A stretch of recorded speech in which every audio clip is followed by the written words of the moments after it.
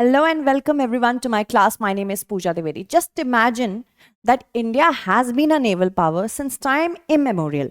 But we were taught in our schools that it was the Europeans who introduced naval power in India, which is completely false.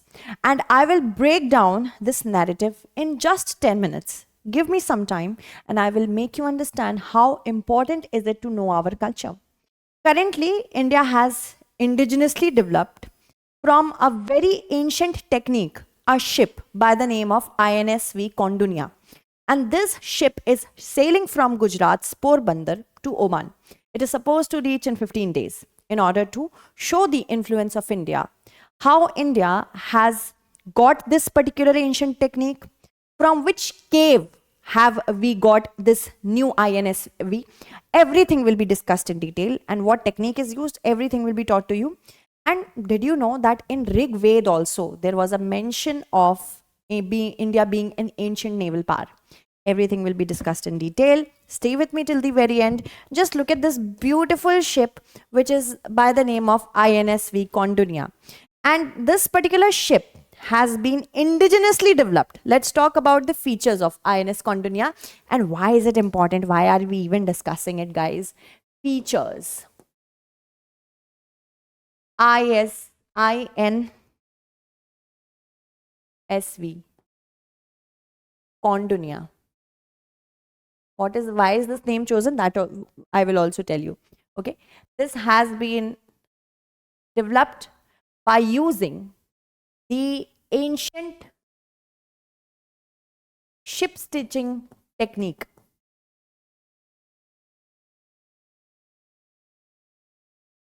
Okay. Ship stitching technique. Next, it is completely indigenously built. So, indigenous.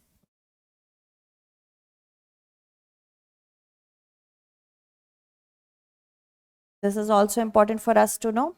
Next, this project was started back in 2023. And there are 3 institutes that are involved. First is the Ministry of Culture.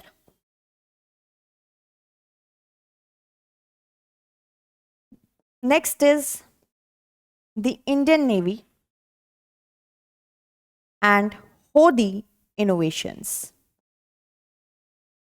And it is completely funded by the Ministry of Culture. Funding is being done by the Ministry of Culture.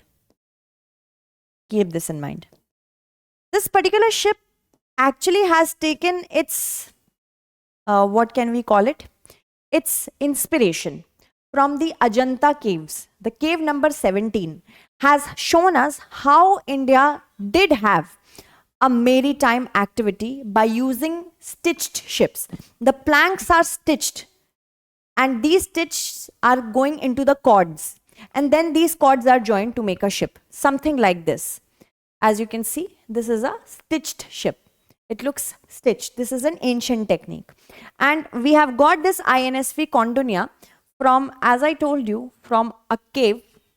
This particular painting in the cave 17 of Ajanta shows us this kind of ships. And you see that this ship is also sailing. This ship is sailing from Porbandar of Gujarat to Oman. And this is going to show us how we used to have trade relations with Gulf countries. Back when the concept of country was not very developed. And the duration of the voyage will be 15 days, importantly.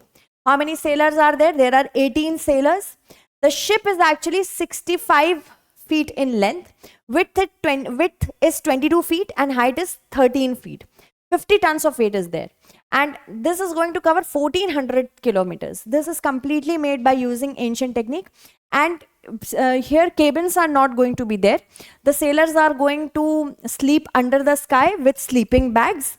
There is fresh water provided 4.5 liters per day for every person for cooking and washing. Vegetables are being provided, fresh fruits are being provided for 4 to 5 days.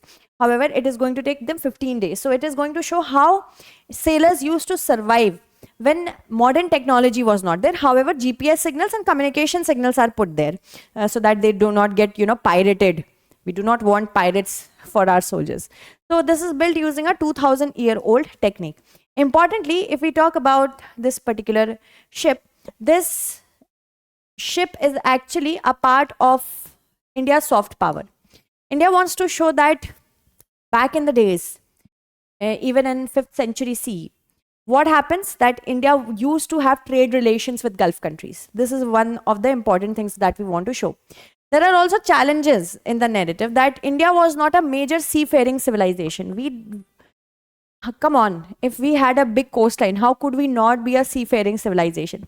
I'm going to show you so many examples that you will be very proud to understand that we had relations across the seas. Apart from that, ancient India was inward looking, with maritime activity only introduced when the British came to into the picture, and somewhat during the Chola period. But it is not true, guys. Why is it not true? Because first of all, the maritime history of India shows that in Rig Veda, there are mentions of Varuna. Varuna is the lord of the sea and knowledge of the ancient ocean routes. Apart from that, during the Indus Valley civilizational period, we have a dry dock in Lothal, and that shows that we had understanding about the tides, the winds, and the ship berthing.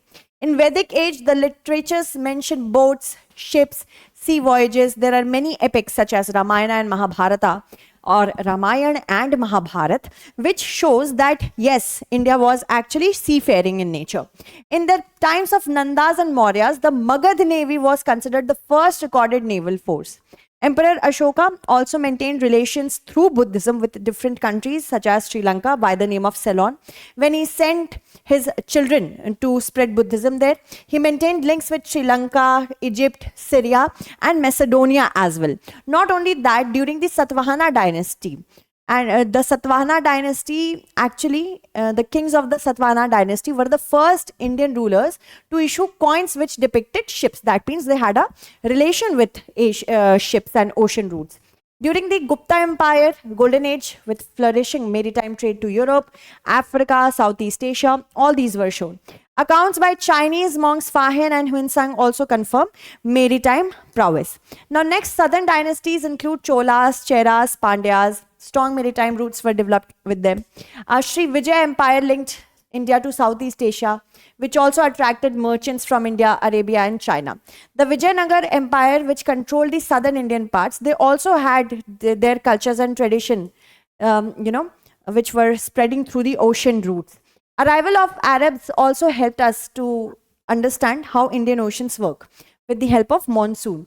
Then European arrival, the Portuguese, Dutch, British, French, they all showed how India was actually connected to a sea route.